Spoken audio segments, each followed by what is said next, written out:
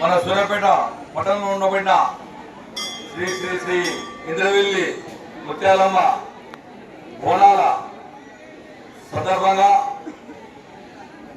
ఇక్కడికి రావడం జరిగింది.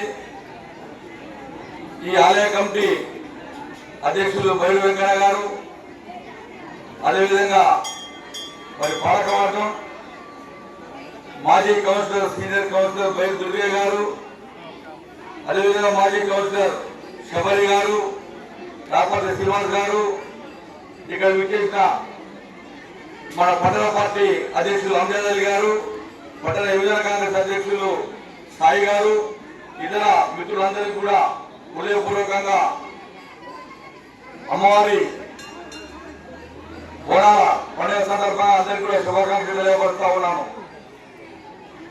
ఈ ఊరిలో ఈ ఇంద్రవెల్లి ముత్యాలమ్మ ఎప్పుడు బోనాలు కూడా సూర్యాపేట ఊళ్ళ ముత్యాలమ్మ తర్వాత వచ్చే వారంలో ఇక్కడ బోనాలు జరుపుకోవడం గత ఒక 30 సంవత్సరాలు పయనించే ఇది ఒక ఆచారంగా ఈ తాళ్ళగడ్డలో ఈ కార్యక్రమం నడుస్తూ ఉంది.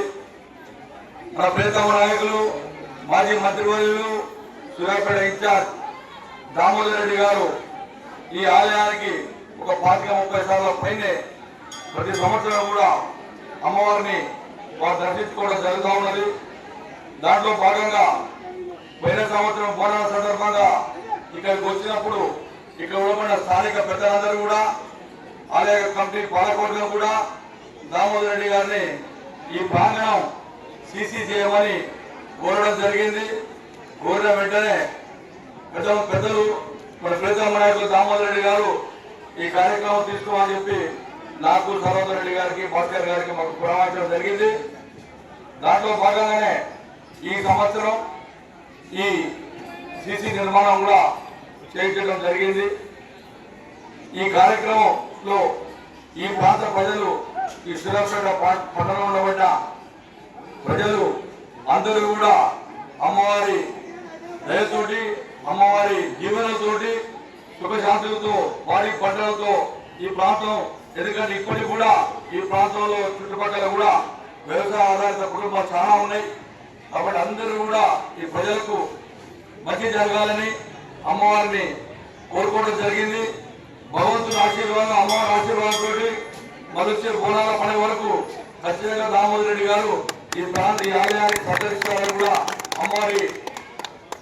అమ్మవారిని దర్శించుకోవడం జరుగుతుందని కూడా నేను తెలియపరుస్తా ఉన్నాను.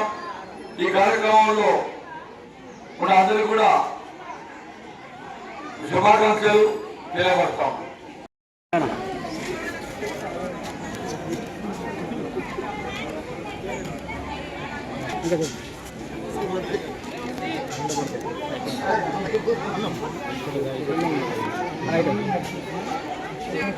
నిల్చోండి ఒకసారి.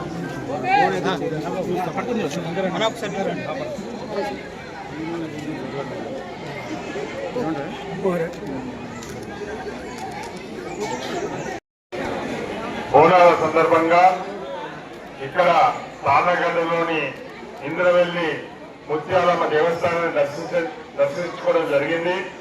మీ అందరికీ తెలుసు, ఇక్కడ నాన్నగారు ప్రత్యేకించి ప్రతి బోనాలకు తప్పకుండా వారు ఇక్కడికి వచ్చి అమ్మవారి ఆశీస్సులు పొంది వారు భక్తులు అందరినీ కూడా కలుసుకోవడం జరుగుతుంది. పోయిన సంవత్సరం కూడా వారు ఇక్కడికి వచ్చిన సందర్భంలో ఇందాక మన దేవస్థానం అధ్యక్షుడు బైరంకర గారు చెప్పినట్టు, వేదాది గారు చెప్పినట్టు ఇంకా చాలా మంది పెద్దలు వచ్చి ఇక్కడ సీసీ చేస్తే బాగుంటుందంటే వాళ్ళకి అనుగుణంగా వెంటనే శాంక్షన్ చేయించి పోయిన నెలలు గుర్తు చేసినారు.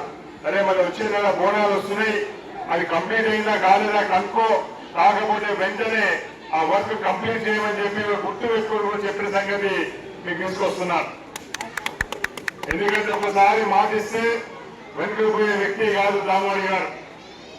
ఇక్కడ ప్రతిసారి కూడా పిలిపించి ఇక్కడ ఎవరైతే పెద్దలు ఉన్నారో ఈ ప్రాంతంలో పార్టీలకు అతీతంగా అందరూ కూడా నాన్నగారు ఎంతో ప్రేమతో ఆహ్వానిస్తారు.